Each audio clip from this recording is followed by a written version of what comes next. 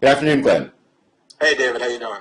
Well, I'm inferring from your Twitter feed that you're the one person in North America, Western Hemisphere, maybe the planet outside the Middle East, who's not overjoyed by the news of the successful killing of Osama Bin Laden. I would contest that premise in a couple ways.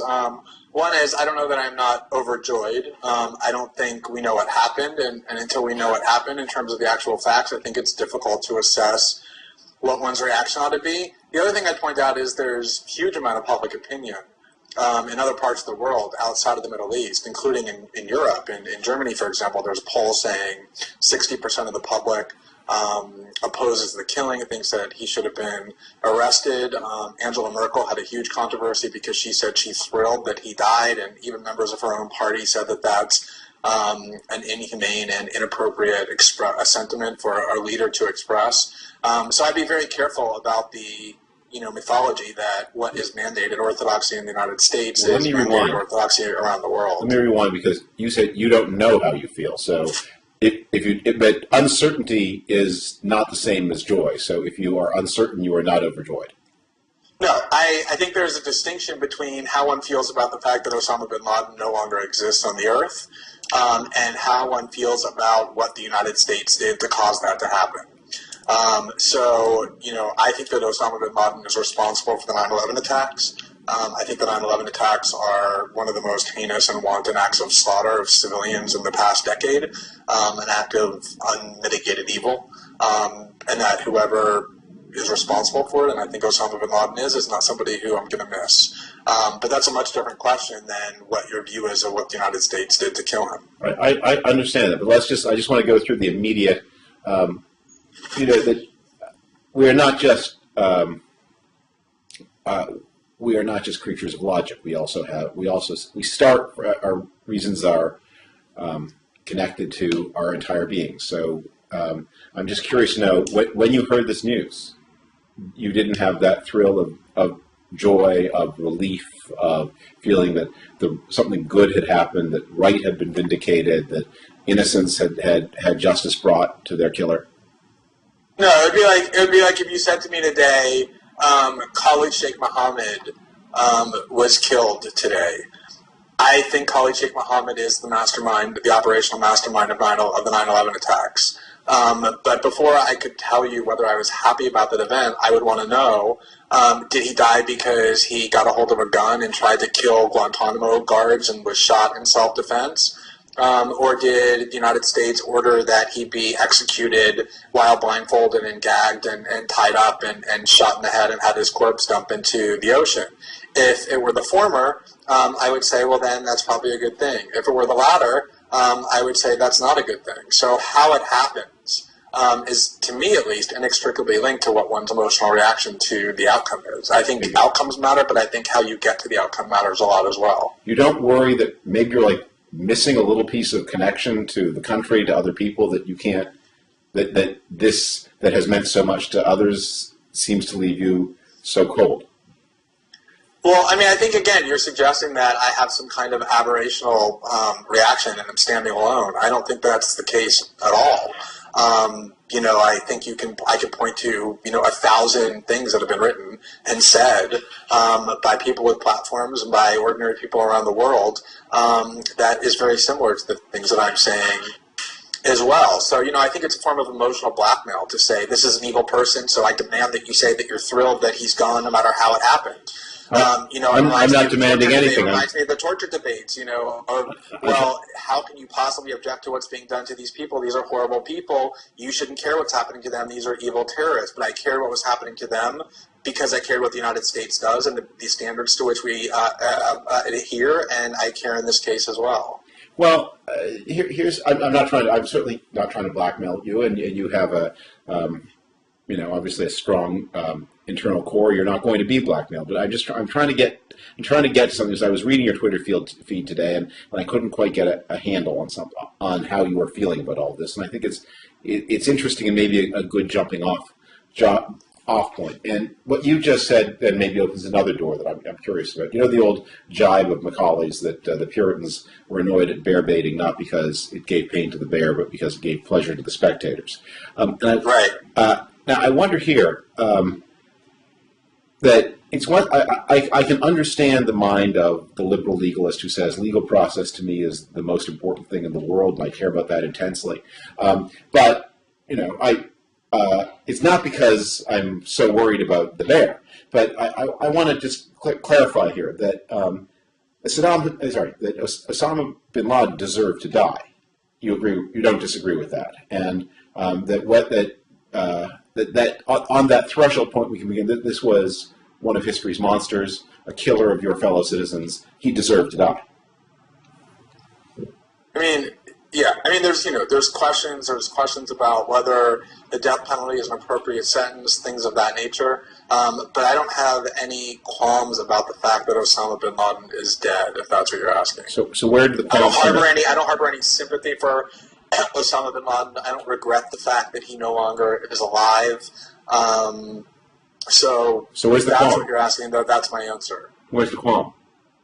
Well, the qualm is, I'll tell you what the qualm is. If you look, for example, at what the Nuremberg trials were about and what the leading American prosecutor at the Nuremberg trial, Robert Jackson, said, obviously the Allied powers who had captured and apprehended the Nazi war criminals who committed the most heinous crimes, not of the last decade, but of the last, multiple centuries in human history. Obviously, the Allies could have just taken them out back and shot them in the head, and nobody would have cared.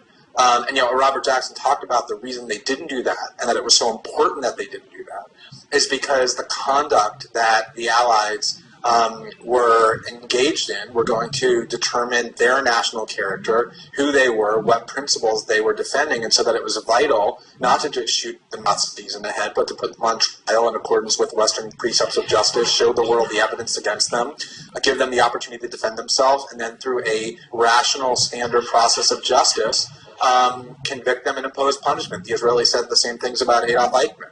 So I think those things are crucial. That's not just a matter of being overly legalistic or liberal or whatever. That's the core of Western justice as we've defined it since at least the end of World War II. Well, I wouldn't say it's necessarily liberal, but it is certainly legalistic, and it's not something that it's something that you do or you can do when you have a completely crushed and defeated enemy.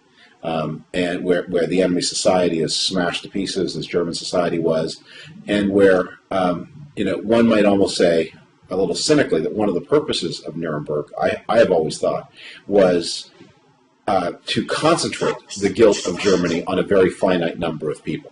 That is, by trying the Nuremberg defendants, you implicitly gave a kind of pass to everybody who was not on trial, and that was tens of millions of people who had a lot more implication in those crimes than anybody in 1945 on our side wanted to acknowledge. But in the case of Bin Laden and Bin Ladenism, his cause, it looks pretty sick. I think it's certainly on the way out, but it's not destroyed and defeated. And that need to give an excuse to large numbers of people isn't there. Yeah, I mean, look, I think that, that's a pretty cynical view to take of Nuremberg. I mean, for a long time, Nuremberg sort of been viewed as the peak of Western justice. I mean, we refer to Nuremberg principles all the time.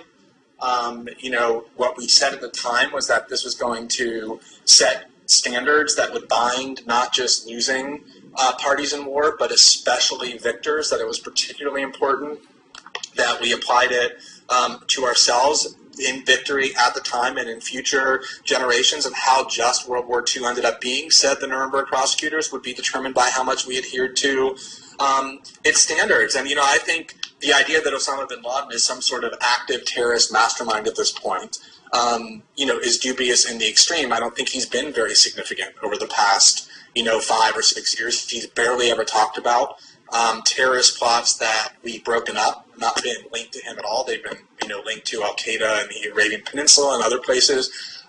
So I do think he's tantamount to the Nazi war criminals who were apprehended, much closer to the Nazi crimes than, the 9/11 attacks, which are now 10 years ago.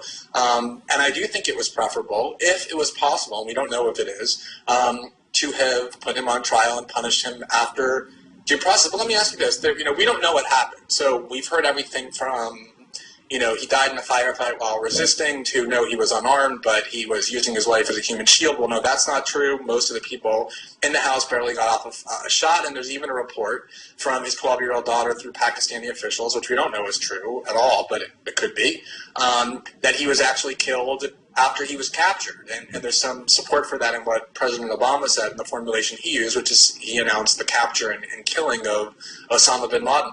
If that were the case, if we actually captured him, if we had him in custody, if he were a helpless detainee, and then we simply put 2 bullets into his head and dumped his body into the ocean, would that change the calculus for you at all?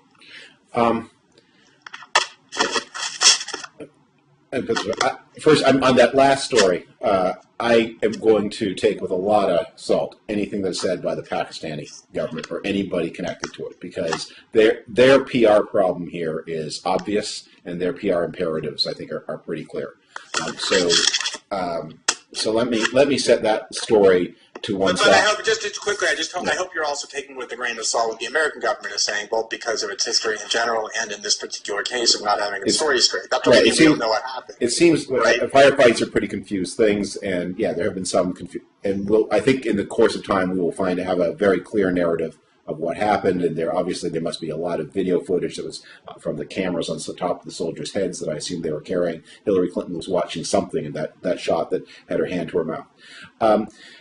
But I think it was right to kill him. I think that got closure. I would have regarded a capture as being a pretty poor outcome. I think the president was exactly right about that. Capture would mean months and months and years of jail and legal process, and where should he be tried and how, and reviving the whole debate about trial in Lower Manhattan. This is a military enemy of the United States. Congress passed a resolution declaring war on them.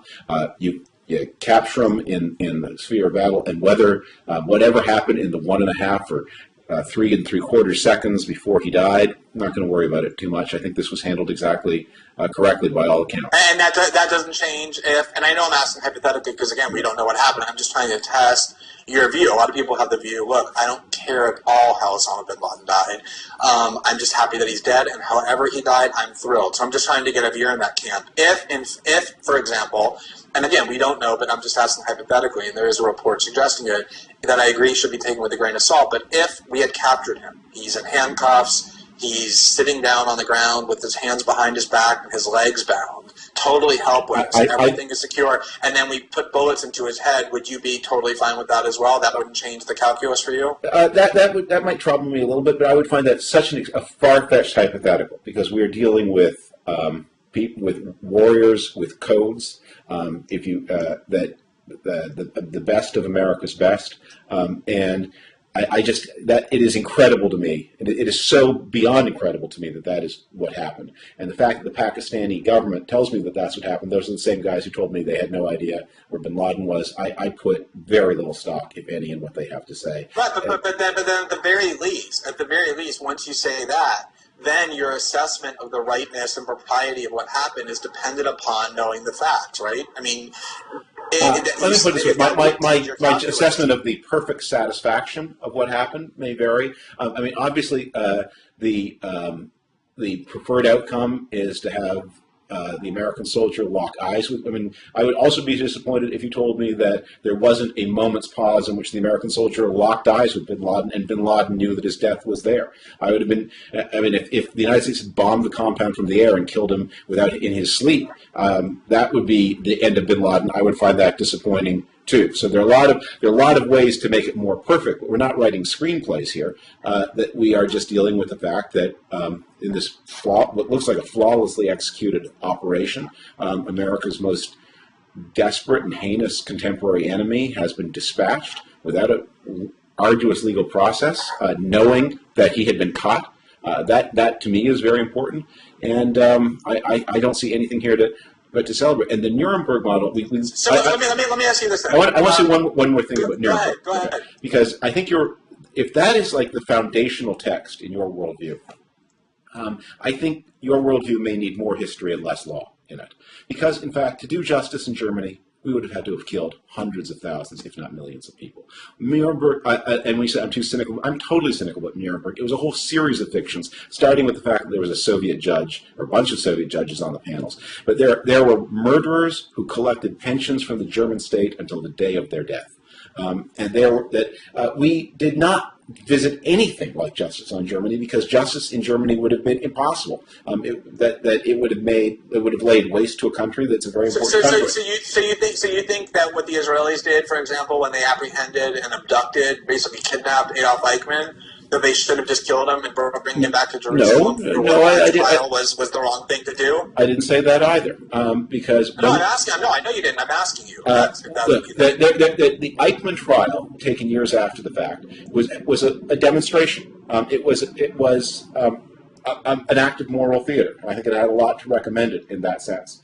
And partly because he was so defeated, and partly because there had been time, and partly because so many people at that time were putting the Nazi crimes under the carpet. I mean, they were not as big an issue, incredibly, in the early 1960s. I mean, how much time has elapsed between 9/11 and what Bin Laden did? Almost a full decade. It wasn't the lapse of time, as I was just trying to say. It was the fact that in 1962, the consciousness of this crime was too low. And the reason for the trial was precisely to have an elaborate demonstration and reminder of what had happened at a time when it got relatively little attention. Because in 1962, the former criminals who worked for the German state, East and West, were not receiving pensions. They were actually still in government. They were school teachers, and they were judges, and they were heads of corporations. That the world had given Germany after the war. I mean, the war was horrible, but after the war had given Germany a very light touch of responsibility. So the Eichmann trial was a show in that way. It was a moral theater. But so let me ask you. The current right now we are, and by the way, I think one of the benefits of giving people trials before killing them is a demonstration about our values and who we are as a people, and how that we are distinguished from the people who we say that we're fighting against because they're so fundamentally different than we are. I think that's one of the benefits of it. But right now in Guantanamo, we are holding somebody who bears at least as much responsibility for the 9/11 attacks as Osama Bin Laden, and that's Khalid Sheikh Mohammed, who's alleged to be not just the spiritual head of Al-Qaeda, but the operational mastermind of the attack, someone who actually put it into motion. There's at least as little doubt about his guilt as there was about Osama Bin Laden's. Do you think that we ought to just take him out basically today and shoot him in the head, or are you giving him a military commission in the trial? But I think we did the right thing with him too. At that time, we knew he was captured early. He had information that we needed. You wanted to take him alive so you could question him. And at this point, he's in American custody, so you can't just shoot him out of hand. He needs some kind of legal process. I don't know why that hasn't happened. Let's do it. I'm actually not over fussy about whether this distinction between military commissions and civilian trials. I don't get too excited about. I think I have a mild preference for military commission and a mild preference for not doing it on American soil. But if it were to happen that they were to start tomorrow as a civilian trial and in a New York courtroom, that wouldn't bother me too much either. Just let's do it. What would be the objection? What would be the principled objection to just taking him out and shooting him in the head tomorrow or today? It's not just a principled objection; it's a political objection, and I think one of the things that. But is there a principled objection? I think if a man has been in custody in American custody for a long time, you don't shoot him out of hand. But I also think you want to do. What does that mean? Like if he's in custody for a week, it's okay to just shoot him in the head. But after a year, it becomes kind of unpleasant, and you should probably give him some process. I mean, to me, my view is that once someone's in your custody. Mm-hmm. And as a helpless detainee in your custody, that you don't shoot them in the head and dump their body into the ocean without giving them some process. But because by then they're incapable of harming you any further. That's the nature of being a captive. But then the question is, you think that's a clear line. But the question of when does custody start, and when we're measuring in tenths of a second, which is what I think when we get down to the Bin Laden case, if the video is ever released, there will be people who say, "Gee, he looks at that." At that moment 92 out of 100, he looks completely helpless. So there's no reason to have killed him at moment 98 out of 100. But these things happen to the people who are there, who are at risk very fast. So I don't think it's going to be too punctilious. But I think that with a lot of these things, as I said to you before, just as I think you're thinking about this needs more history with your law, it also needs more politics with your law. That one of the things that we achieve by killing Bin Laden, and whether he started to say the words "I surrender" or whether he, got how many. Whether he tried to vocalize it, how much of that vocalization he got out, I very much doubt he got out the whole phrase. It didn't give him that long. That this now allows us to close it. I mean, one of the things I would be thinking, if I had your politics, never mind your legal view, and wanted, for example, the United States out of Afghanistan, the United States is out of Afghanistan a lot faster with a dead Bin Laden than it is with a Bin Laden who's in some brig somewhere. Okay, let me just make a couple points what you said. First of all, this idea about, this is the same discussion about law and mixing law and balancing with politics and the like that we had the last time about whether Bush officials should be prosecuted and the like for what I think is their clear law breaking. I look at John Adams, and what he said was you have two choices. You can be a nation of laws or you can be a nation of men. And once you start saying that leaders are free to just liberate themselves from the law in pursuit of political or prudential ends, then you're essentially freeing leaders from the constraints of law. Law no longer is what Thomas Paine said it should be, which is the only monarch, the king. It becomes just one of many factors to weigh, and leaders' unconstrained decisions become permissible. And I don't trust that. I trust the bounds of law, as the founders did, much more than anything else. But I think even from the political perspective, one of the things that everybody across the spectrum has agreed upon, more or less, you can find some dissenters, but more or less, is that we're not going to win the war on terror by exterminating all the terrorists, because the more we try to do that, the more we create. It's about perceptions in the Muslim world. And I actually think that taking Osama Bin Laden and showing the Muslim world how we handle and treat everybody in our detention, Muslims or non-Muslims alike, the most hated to the most beloved, that we treat them equally under the law by giving them due process, showing the world the evidence that he was actually guilty, given that a lot of people still don't believe it, and only executing him then, if we did at Nuremberg, the way that we did with lots of war criminals, would be way more politically beneficial to our ends in the Muslim world than what it is that we did. And the final point I would say about Afghanistan, I'm completely unconvinced that the killing of Bin Laden is going to help us get out of Afghanistan. I think that what happens is whenever there are events like this that rejuvenate this American excitement about the military and the use of force, I think it makes wars more likely. I think it lets the commander-in-chief have much greater freedom in terms of what he does, because now there's greater trust of the citizenry in him. And I think that that this is the sort of thing that's going to keep us in the Middle East for a lot longer. It shows the glory of war and of killing. And it's a huge number of people in the citizenry who are accepting the idea after being skeptical for a decade that we really do have lots to benefit from things like sending Navy SEALs into sovereign countries that we're not at war with and using force with no due process. So I actually am not at all convinced that it's going to help end wars. I think quite the opposite. It's probably going to militarize the might of the country even further. Well, I hear 4 points there. Let me two of them I can dispatch very quickly. Let me respond. First, John Adams. Good. Well, maybe two left. Okay. Now I can say what I have to say. I don't mean that they will be dispatched. Okay. Osama Bin Laden, 2 bullets in the head. John Adams, not my favorite founding father by any means. I'm with Ben Franklin on that one, who said that Adams was always an honest man, often a wise one, but sometimes on many things just out of his senses. And I'm with the American tradition that says foreign. But wait, David, before you move on, there are things that I don't like about John Adams as well, but the idea that you can be a nation of laws or a nation of men, that's sort of elemental to our entire. That wasn't one of his controversial propositions. I'm with those who. That long American tradition that says that the realm of law is the realm where there's a sovereign, that law governs the relations within a state. In a world of states, it is a very ambitious project to govern the relations between states by law. And I think if you and I, that would be, if we were to say, what is the one thing that could spend the next 100 hours, 1,000 years arguing about it, is that the relations between states are not governed by law. We can try to legalize them, and to some extent, that is a form of human progress. The fact that international postal conventions and things like that. But in the end, where there are things like the Geneva Conventions, that's law, right? When we enter into a treaty, that the Senate ratifies and the President signs, the Constitution says it becomes the supreme law of the land. That's law, isn't it? That governs our conduct with other nations and with other people. To some extent, that is right, and but it's a process. That the idea that we have an international rule of law, or that we ever can, or that we ever will, or that we ever should, until the day when we have one world government with all people voting in it, and it's an elected government, I find it that it's ultimately it's a receding mirage. That the relations between states are governed by power, and the relations outside between Americans and those outside the American boundary, those things are ultimately governed by power.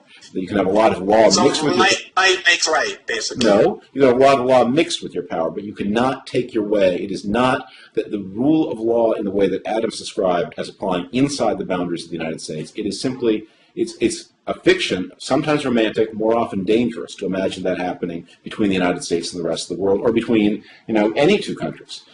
Israel and its neighbors. You can sometimes have cases like the EU, where you can see countries on the way to transforming international law to domestic law, and how that will work out is a fascinating question. I think about it a lot, and sometimes I'm optimistic and sometimes not. But yeah, Israel's neighbors are, I think, with two exceptions, are all in a state of war with Israel. So of course those relations are governed by power. So that I think that is just it's a dream, in some ways romantic, in many ways dangerous. I think so the idea that this is something that is a casualty of this, and this goes to your point about sending the Navy SEALs in. Pakistan had made a series of undertakings in the United States. Pakistan has entered into covenants and agreements and relationships, accepted money, and Pakistan has been on notice for a long time, and very emphatically by this president, that if it shelters this man, Bin Laden, it is at risk of having its territory penetrated. And they knew what they were doing. And to the extent that important people in Pakistan are implicated here, and they then complain about the violation of their sovereignty, I'm sorry, what they did with Bin Laden, if it is really true that this is an act of war, and if they are let up lightly from that, they are winners here. The fact that it's merely... So if it's proven that high government officials and military officials in Pakistan knew of Bin Laden's whereabouts and shielded him from the U.S., what do you suggest happens? What are you hoping happens? Well, I think we did the right thing. But I'm saying, let me put it this way. If the president had, instead of sending the SEALs, had gone to Congress with the photographs and said the government of Pakistan is sheltering Osama Bin Laden, and I ask for a declaration of war against Pakistan, he'd have got it.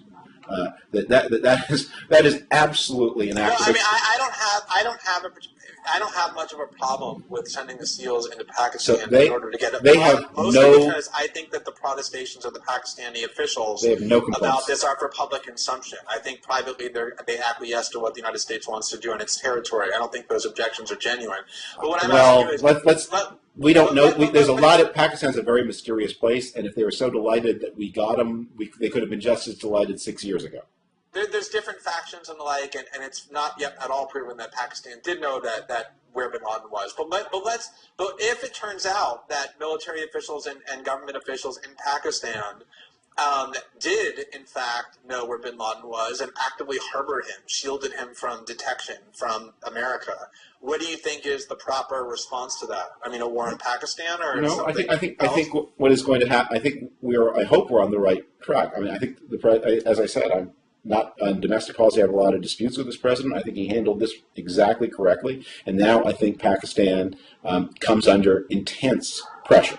And I think our relationship with Pakistan gets downgraded. But what does that mean, David? What does that mean, David, exactly? Like, what repercussions should befall them? Well, here's what it means. And this is where I think your question about how this doesn't mean anything for Afghanistan. The reason it means a lot for Afghanistan is if we are in Afghanistan to get Bin Laden, we put up with the hijinks of the Pakistanis in order to support our campaign in Afghanistan. It turns out that one of the hijinks of the Pakistanis is shielding the very person for whose sake we are in Afghanistan. And you think, this whole thing looks upside down to me. That the idea we're paying you to help us support a military mission whose purpose is the thing you're doing, that's crazy. And if what it means is that in order to have a tougher relationship with Pakistan, we need to be less committed to Afghanistan, then I'm not that concerned about the future governance of Afghanistan. You think that we've been fighting in Afghanistan for the last decade and sustaining all of the losses and spending all of that money in order to get Osama bin Laden? I sure don't think we've been doing it in order to get our hands on their impressive natural resources of rocks and more rocks. Well, no, I mean, but even George Bush, when asked multiple times about whether that was the goal, said that wasn't an important priority at all. I mean, I don't think anybody has said that Osama bin Laden has been, if you look at the discourse of terrorism and foreign policy over the last 5 years, Osama bin Laden has basically been disappeared. I mean, his significance at this point is purely symbolic. I mean, nobody thinks that he's the mastermind of some vast al-Qaeda network and running it and planning terrorist plots. I mean, and if you look at what John Brennan and Obama's top national security advisors have been saying, they've been saying for a long time that the true al-Qaeda threat lies in lawless territories like Somalia and especially in the Arabian Peninsula.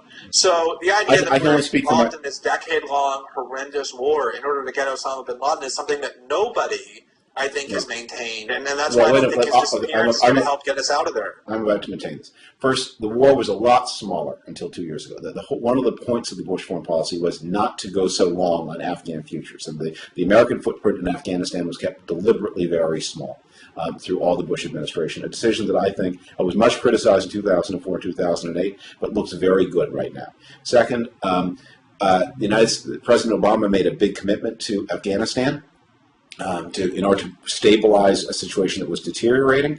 But the idea that we are going to now have large numbers of Americans fighting indefinitely for a better future for the people of Afghanistan, I don't wish them ill, but that strikes me as a lot to ask for a country that is not one of the more strategically important places on this earth. First of all, one of the mysteries of Afghanistan has been why we are fighting there, and I don't think we've been able to get clear answers even from its most ardent opponents. But to the extent that I've been able to discern rationale for why we are fighting there and why we have to continue fighting there, it's because we fear a return of Al Qaeda, but mostly because we fear the destabilization of Pakistan from religious extremists, from the Pakistani Taliban forces. So that's why I think how does Osama bin Laden's liquidation address that problem? I mean, because it means what Osama bin Laden's liquidation means is the discovery of him there tells us the religious extremists are already in important control in Pakistan, and Pakistan is the problem. So and the Karoom shot. Our need to be there, our strategic imperative to be there. I mean, so I think it reduces the strategic imperative. We already lost. The fundamentalists took over, so we can pack up and go home now. No, on the contrary, what it means is it's time to rethink this three-bank shot, where we deal with the Pakistan problem with a huge commitment to Afghanistan. The Pakistan problem has to be dealt with on the merits of the Pakistan problem. That Afghanistan, I think a large part of why we have the huge commitment we currently do has to do with the internal politics of the Democratic Party in the 2006-2008 period, where Barack Obama needed to find a war to be in favor of, and so he was in favor of Afghanistan, so he didn't look too left-wing when he criticized Iraq. But true. I'll give him a pass on all of that, and that the United States has now achieved some stability in the urban sectors of Afghanistan.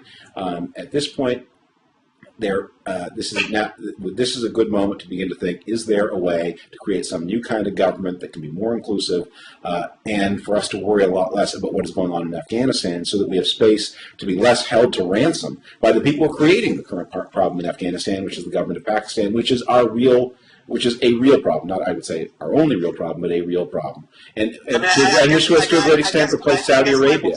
Right? I mean, I guess time will tell whether. To me, I think having arrested bin Laden and put him in an American facility and tried him and then executed him upon a guilty finding would have achieved the same thing. But I don't think that removing him from the equation has anything to do with it. The only extent to which I find it persuasive the spectacular public discovery of him inside Pakistan. It takes away the political pretext. I don't think that bin Laden has much at all to do with why we've been in Afghanistan.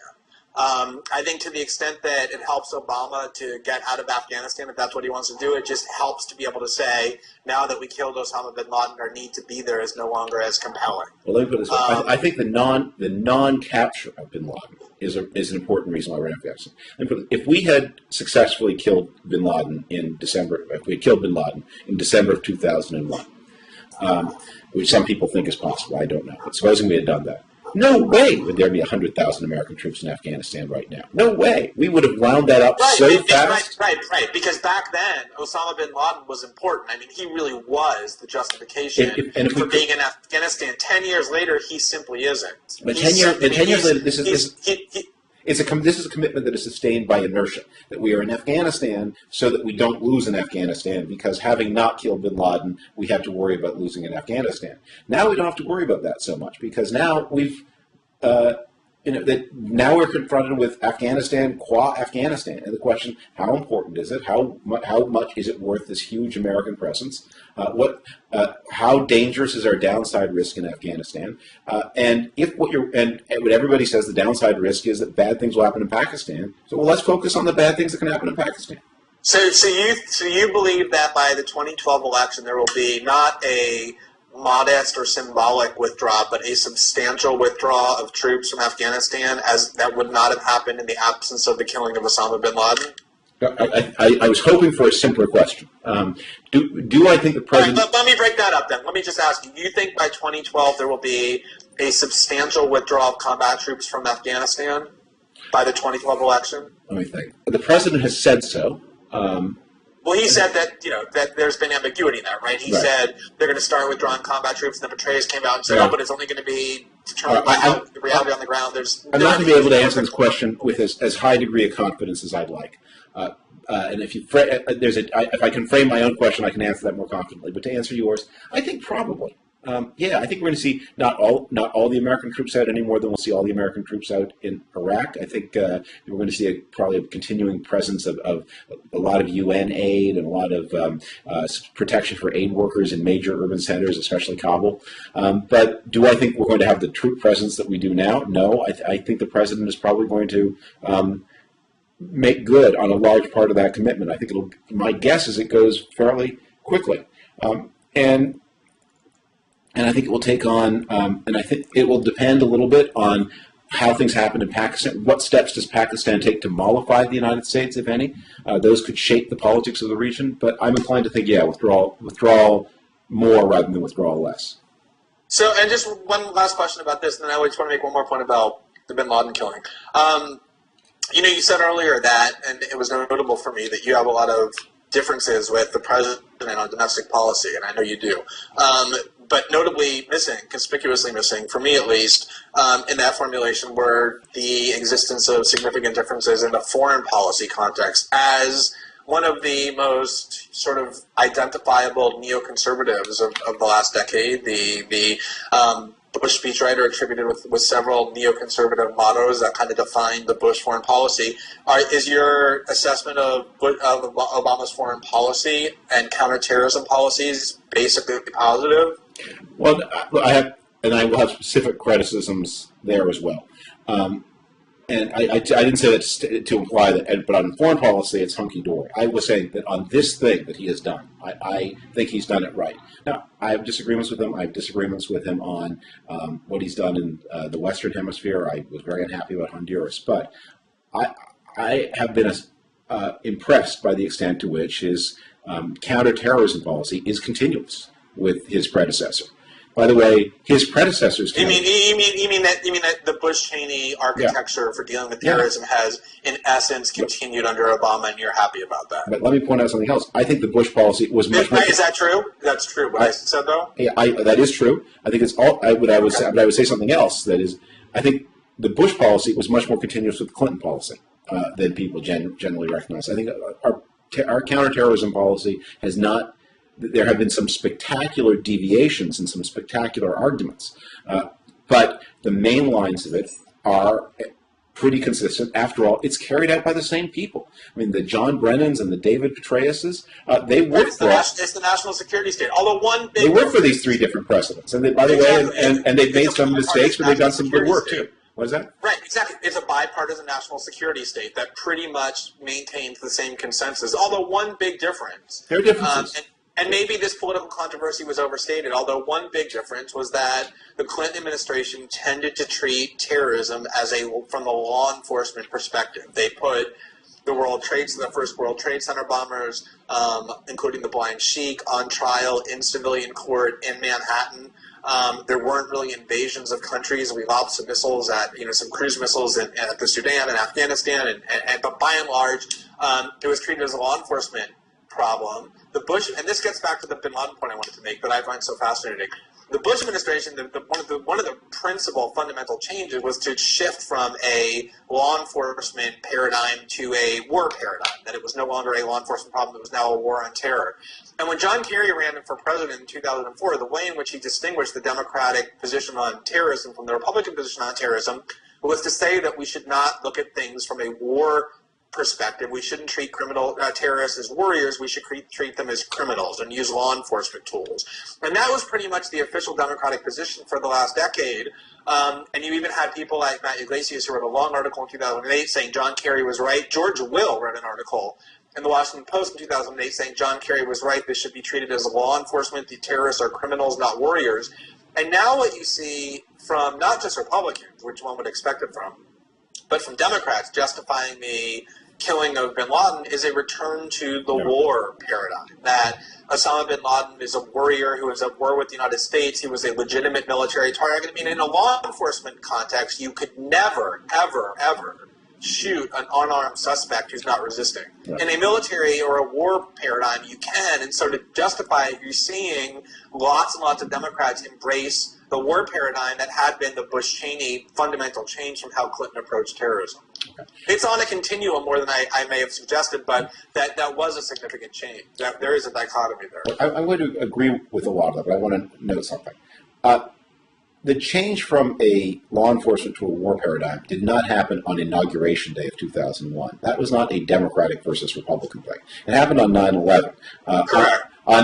In July, George Bush criticized the Clinton administration for not being respectful enough of the civil liberties of terrorist suspects. He was against secret evidence in immigration hearings. And from having a too interventionist and muscular and an insufficiently humble foreign policy. You're absolutely right. So the question is, it did happen. It was a reaction to change. It was a reaction to this event. Now, my question is, if Al Gore had won the recount, had prevailed in the recount, and he had been president on 9/11, would Al Gore have used a law enforcement mentality? I very much doubt it. I think that's hard to say.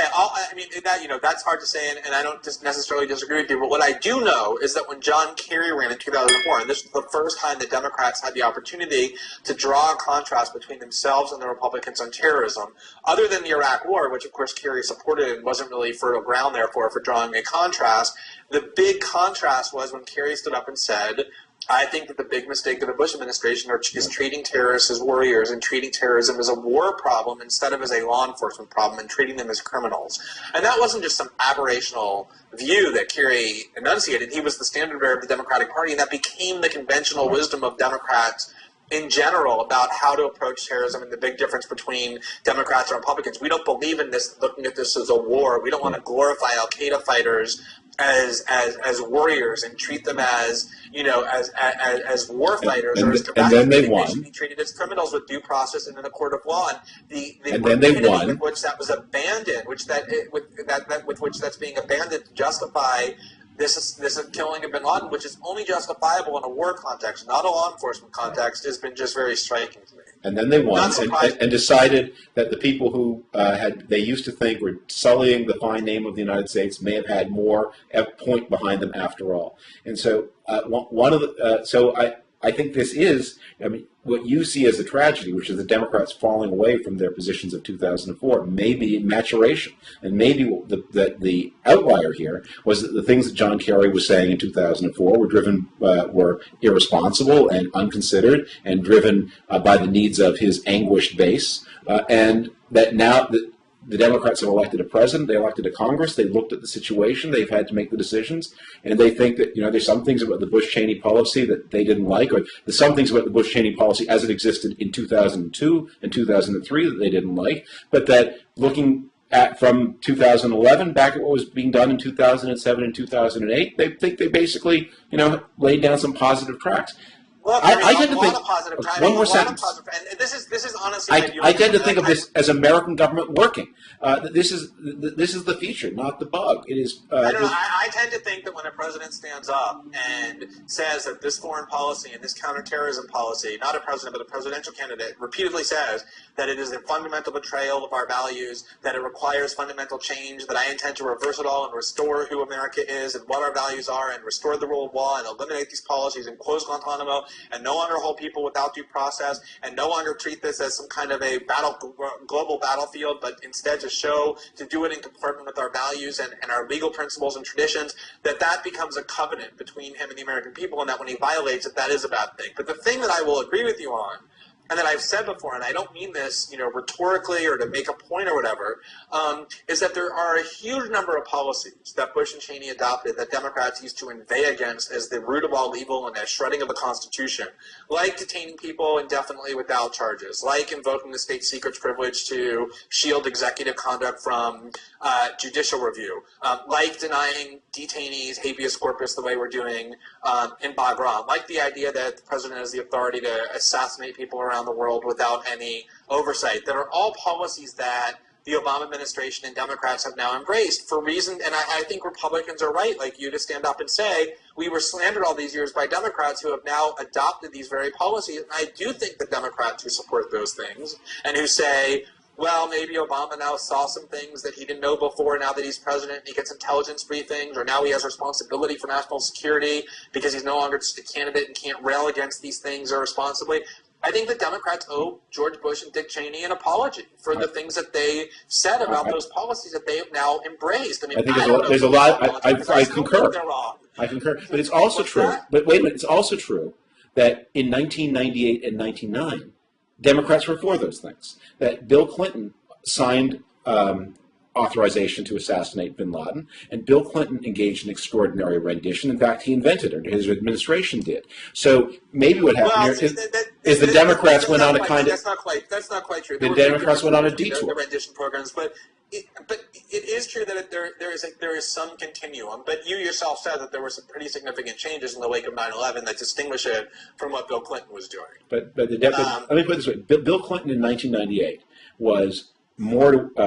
If there's a continuum from Cheney in 2003 to Kerry in 2004, Bill Clinton was not with Kerry in 2004. He was on a continuum. Bill Clinton, vintage 1998, and this is how, by the way, this is how the American government gets things right. I mean, that you say, well, maybe we overshot maybe we were too panicked in 2002 and 2003 and did some things we shouldn't. Okay, well, course correct. But it's also true that this candidate who said, Barack Obama, who said all these things in 2006 and 2007, lodged all these accusations, he overshot. And now he's more in the main course. And we could have a little bit more of a steady consensus between the parties on how we defend the national security of the United States. But that begs the question. I mean, the mere fact that a president runs for office based on certain policies that he then abandons when he's president has many potential causes. Maybe he's too politically scared to follow through on those policies. Maybe there are powerful factions standing in his way that he's not willing to challenge and take on. Maybe he has other priorities. Say your first thing. What's he scared of? It could be the case that he realizes those policies are wrong. It could be the case that he was right as a candidate. Those policies are wrong, and he's just too inept or cowardly or unprincipled or whatever to follow through on the commitments. But the thing you have to posit, Glenn, if you're going to reprimand Obama as cowardly or say he got scared or whatever, what is positive there is he's not scared of nothing, right? He's scared of something, and what he's scared of is that he would find himself, if he's stuck by what he said then, on the wrong side of the country that elected him. So when you say he's broken his covenant with the American people, I just don't know how. I don't know how it's possible to say that when he won the election, not mentioning these policies as an ancillary aspect of his candidacy, but featuring them as a cornerstone. Okay, so it's extremely impossible to convince me that had he followed through on closing Guantanamo or giving due process to terrorist suspects, that the same country that elected him on the promise of doing that would have suddenly turned against him. Let's give him credit, but give him credit for knowing his business. And maybe he is somebody who knows something about the process by which he got elected. Said, I got to, that closed Guantanamo due process for terrorist stuff was fine in the primary, but it hurt me in the general. I was elected in the general because the economy was terrible and unemployment was high and incomes weren't rising and people wanted health care reform. But this was my biggest point of vulnerability. And now if I do this as president, I'm going to be cooked. So as president, I'm going to jettison all those things I said in the Democratic primary to assuage a portion of American public opinion. As president, I'm going to speak to America. But polls disprove that. I mean, huge majorities before he abandoned it were in favor of closing Guantanamo. Huge majorities were in favor of restoring civil liberties at the expense of security before he abandoned that. Huge majorities were actually in favor of investigating Bush crimes until Obama abandoned that. So here's where you need to be tougher on yourself. I'm sorry. Here's where you need to be tougher on yourself. You need to ask yourself: am I calling on the president to be principled, or am I calling on the president to be popular? Because what you're saying is, you could do all these things that Glenn Greenwald that all the political professionals in the Democratic Party tell you not to do, that your own instincts tell you not to do, and I am telling you how to connect with the American public. No, I'm also telling you how to be principled. The things that you promised that you were going to do when you stood up repeatedly, not just in front of Democratic voters, but in front of the American electorate, and swore that you would do and said you believed in, and the change that you were intended to bring. And I know some people might think this is reasonable, but I actually expect you to follow through on those. I think that you ought to be held to those. I don't think that it's saying anything more than that. Why do you think he chose not to do it? I mean, who's he scared of if he's not doing it? Rush Limbaugh? No. I mean, I think that Rush Limbaugh has like 2 million listeners. I think in order to stand up, for example, to the permanent national security state that we were just talking about, or the permanent intelligence community. It used to be that Dwight Eisenhower warned 40 years ago that military-industrial complex was so powerful that why is he afraid of the permanent? Democratically elected. They work for him. He promotes them. He hires. He fires. Why is he scared of them? No, because they connect to something. That's where the country is. It doesn't work that way. They're permanent. They're permanent part of the structure. They have power. They have powers independent of the president. I mean, that's not a controversial proposition. That presidents have a very difficult time confronting the military establishment, confronting the CIA, confronting the intelligence world. There are all kinds of things. Those factions in Washington, just like there's a lobbyist faction in Washington and a corporate faction in Washington that has as much power in some senses more power than the president. All these things have a huge cost to take these factions on and to defy them and to do it and to do what they insist not be done. And if the reports are correct, you need courage to do it, and you need to pay the price to do it. And if you're not, you won't. If the reports are correct, the professional military did not want to do this raid. They thought it was too risky. They wanted to drop a big bomb on the thing and leave a crater. But they have wanted to stay in Afghanistan. They did want to escalate in Afghanistan. But they didn't want to do this thing so he's able to take them on, and they do work for him, right. And he hires and he fires and he promotes. But if you're saying so on the thing that is bugging you, which is that and he seems personally to have made the decision. What I want is to have gunmen in that house looking at Bin Laden in the face and then killing him on the spot. That's what I want. You guys want to do it from 30,000 feet. I want it up close and personal. He's got. I mean, partly that may reflect. I think his moral fiber that he has, the feelings that a lot of people do, that is the right thing to do. But it also may reflect a sense of, and that Glenn Greenwald's reading of American public opinion here may not be as astute as all of that. I'll just. There are times when Obama has defied the military and intelligence establishments. One of the most noble instances where he did it, where he really provoked their outrage and anger, was when he released the Bush-era OLC memos detailing the torture techniques that had been authorized by the Justice Department and had been used by the CIA, and the CIA was absolutely furious about that. There are times, and the example that you just gave, there's also they had reluctance, more so than he did, to get involved in Libya. So I'm not saying he's never able or never willing to challenge those factions. I'm saying that in order to do it, you have to pay a price for it. It's often very difficult. You can't always do it. And I think it's easier to do it in terms of when you're the commander-in-chief ordering specific operational directives, like I want you to go in and send Navy SEALs in, as opposed to obliterating the building, versus essentially changing the general direction of America's war policy or its counterterrorism policies away from what it had been over the last decade, or even, as you point out, longer, into a fundamentally different direction.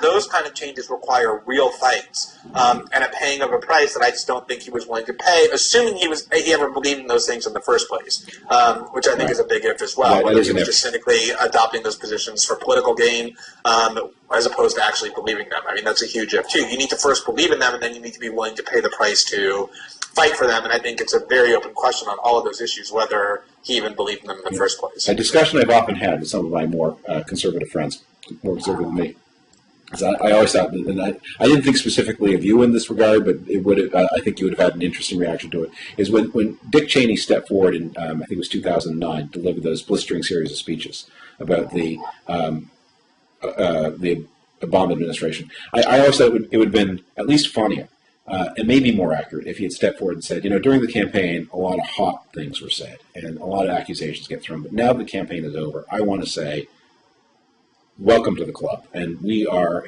I'm looking at what this young president is doing, and I'm seeing more continuity than disagreement. And I want to say, I fully endorse him. I wrap my arms around him, and I see him as a leader successor. And that would have been hilarious. No, what's interesting about that, though, is you've really seen an evolution in how even the hardest core conservatives, national security conservatives like Dick Cheney, talk about Obama. It is true in 2009, it was just reflexive that people on the right attack a Democratic president for being soft on terror, soft on national security, jeopardizing the nation. It's just almost like an instinct, like a reflex. But Cheney actually did give an interview just I think 3 months ago or so, in which he basically said what you just, said it would be funny if he did say, which is, look, it is true that in the beginning I was criticizing Obama a lot, but I think he's really come around and has seen that a lot of these policies that he was attacking, that we adopted, he's seen that they've actually turned out to be right, and there has been much more of a continuity, and I praise the president for that. Michael Hayden has said that, who was a harsh critic of the president early on. The Heritage Foundation has said, he's not just Bush light, he's Bush on these policies.